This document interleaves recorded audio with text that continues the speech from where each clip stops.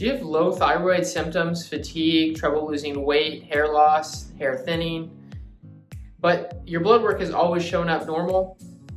Well, you're not alone, and most commonly with people that have those symptoms, you're going to see some thyroid issue that usually fits within these 6 categories.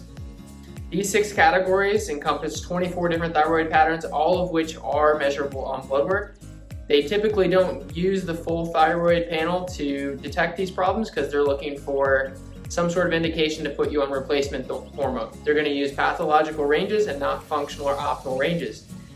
You can get all of these categories, read all about them in depth on my website. I'm going to try and go through them very quickly to kind of give you an idea of what we would do in our office and what we do with patients regularly for these problems.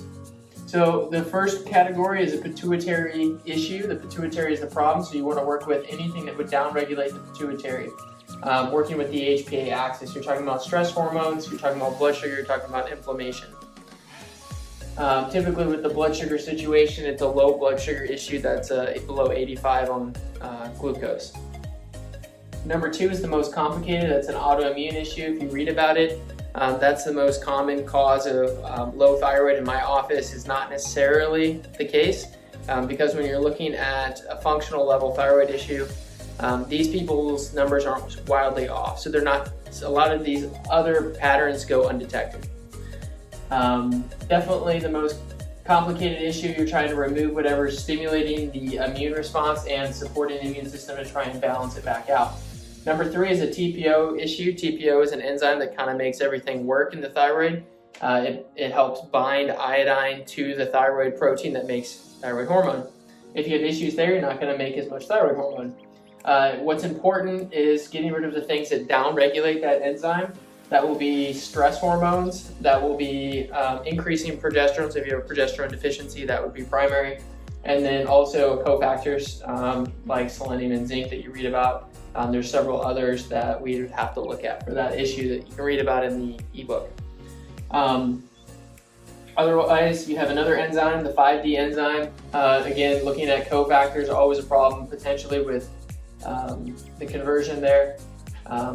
You would also want to control and look if there's any insulin issues, and also inflammation can be a downregulator. Anemia is also in that case.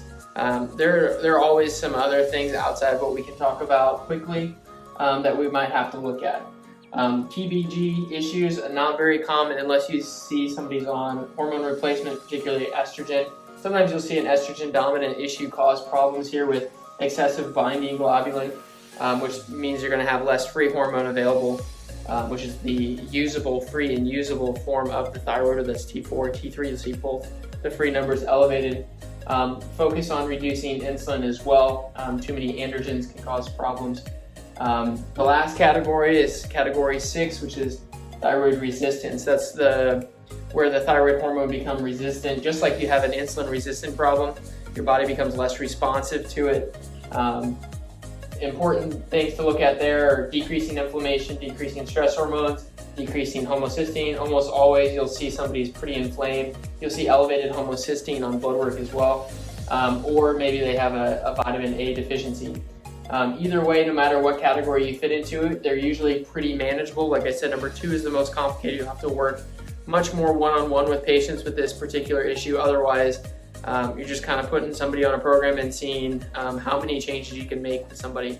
On my website, if you want to look more into this, I have 3 different examples that contain, I believe, 5 of the 6 different patterns that you can look at. From there, you can go ahead and download the ebook to follow along. That'll give you a guide into these 6 categories, and hopefully this will give you some insight into what we do. Definitely go and check out that ebook. It's free for now. Hopefully we'll see you later.